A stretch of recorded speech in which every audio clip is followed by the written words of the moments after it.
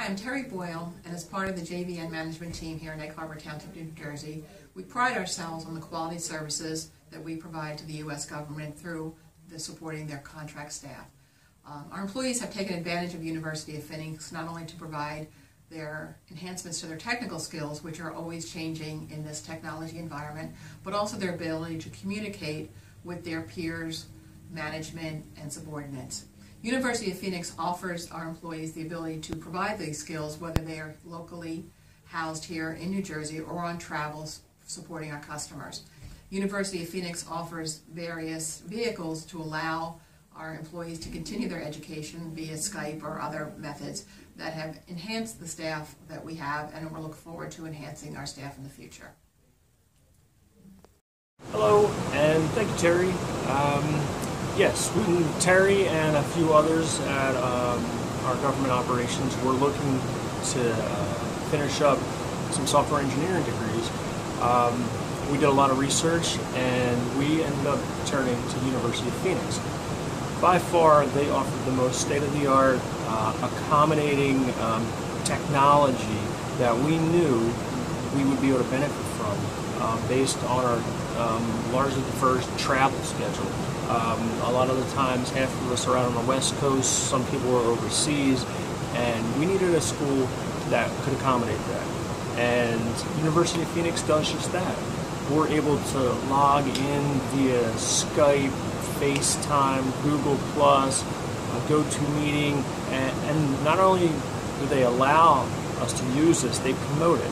They're one of the best schools around that's going to promote the latest and greatest technology because they understand the need of the working professional. And also, when you're done and you've completed your degree, you have these skills, you have these tools. Thank you.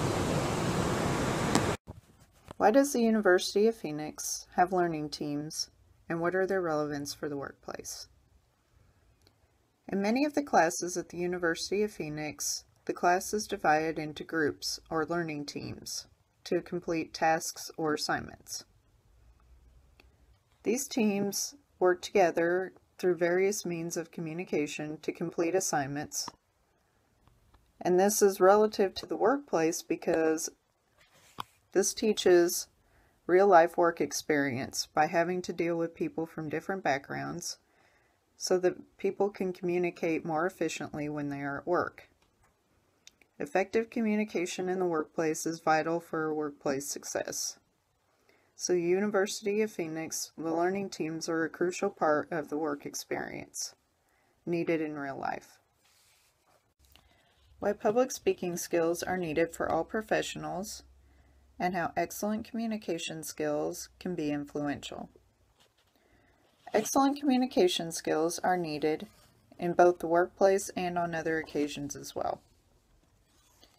In the workplace, it is particularly important for workers to be able to communicate effectively. It is especially important for those in the position of managing others to have good public speaking skills. When managers can communicate with their workers effectively, this makes for a more productive work environment. Other circumstances that public speaking is needed is for graduations, funerals, weddings, etc. It is important to remember that circumstances can influence public speaking. According to Zurewski, 2011, speeches, however, achieve their power by responding effectively to a particular situation. The power of a speech depends on the certain circumstances that they are under. So it is important that speakers be able to communicate effectively. Okay, I'm going to explain the strategies for success and succeeding in the University of Phoenix with the learning team. First, you should always get set up with something to work toward, set up some kind of goals, and also see checkpoints that you would come across by while you're making your way up to that goal, and how each is progressing you closer and closer to the end goal or the end result that you want to get toward. Um, Next, I want to explain how you're going to get started um, communicating with your team, and of course, we're going to need some kind of form of good communication as far as Google Plus, Skype, and FaceTime. Those are three main ones that me and my teammates like to use. Google Plus, you have to have a Google account.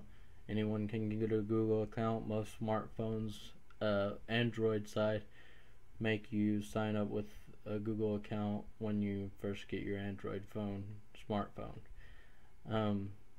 Skype, it usually comes with any new Windows, Microsoft computers, whether it be HP or Dell.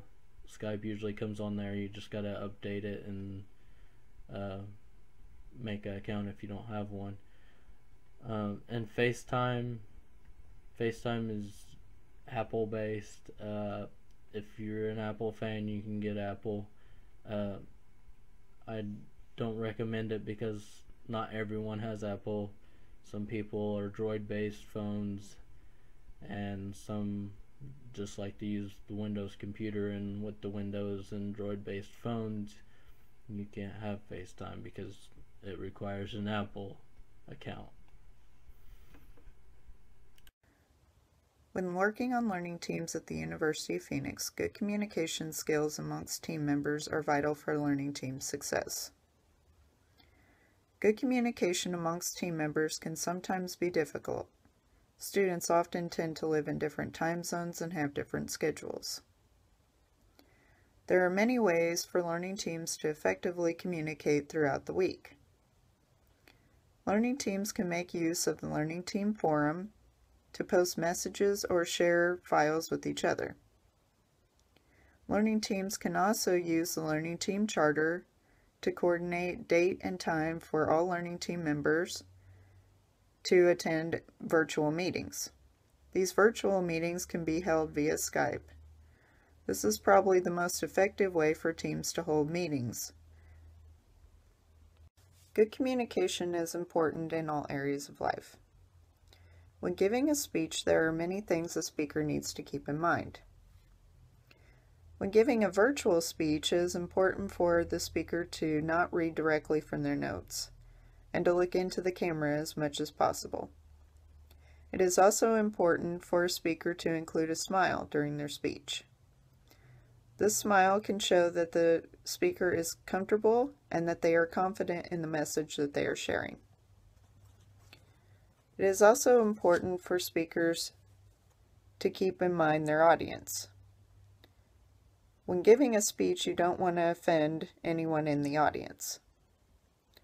It is also important not to overwhelm the audience with too much information. This is especially important when you're using virtual aids. Now I'm going to explain how to solve a dilemma caused by the time zones and work schedules of you and your teammates. When you first get into the team, y'all should all talk about schedules and time zones that y'all might be in, the different ones, and how many hours are behind or ahead each team member might be ahead. And if they have fixed schedules and they know, tell them the fixed schedules, or if you have a revolving schedule which is different every week, you also need to discuss that, and every week discuss a time in which that you'll be free, either when you're just getting off work and you have time to set up your computer to talk to them, or a time that you're just off that day and you can talk that day freely. Okay, next I'm gonna explain how to solve a conflict, both the positive and negative side of conflicts. With a positive conflict, you can approach with a neutral attitude and see it from both sides, and basically you're having conflict, but it's y'all are both taking in ideas from each other and taking in each other's point of view and seeing how you can work it out constructively. Negative conflicts are usually yelling and people differing and not wanting to take in each other's ideas, and usually a little bit more verbal violence than a positive conflict. You can also turn in a negative conflict into a positive conflict by helping them see each other's sides of the story. And how you would deliver your final product in the most constructive way possible is just planning and go over what you're going to deliver, and just know what you're wanting to say and what your base subjects are, kind of like an outline. The best way would probably make a final outline, or start out with an outline, make a final one, kind of rehearse what you're going to say, get your subjects down, and then you can play off each subject that you put down in the outline. The University of Phoenix has designed a program that focuses and relies on teams, and they've done this to better prepare the students for when they're released to the real world and have real jobs. Most jobs, you're going to be working with a team, a group of people, and you're going to need to get along with those people. And that's exactly what University of Phoenix does. It prepares you in a team environment where you face team problems and you have team responsibilities, where everyone's held accountable. And although this is tough sometimes because you're dealing with such a wide variety of people, personalities, it best prepares you for what you're going to experience in the real world.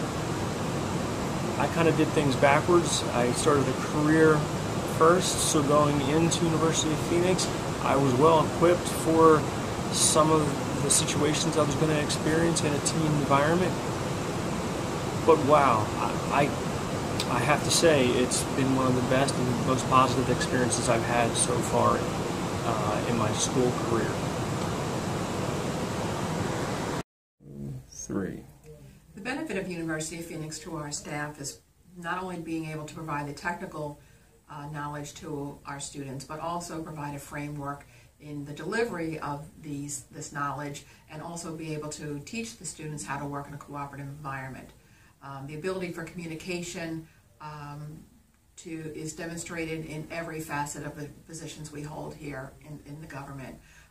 The flexible scheduling is a benefit to our employees who are on travel, but also feel still connected to their team by being able to use other avenues, i.e. Skype, to accomplish the requirements for receiving their degree.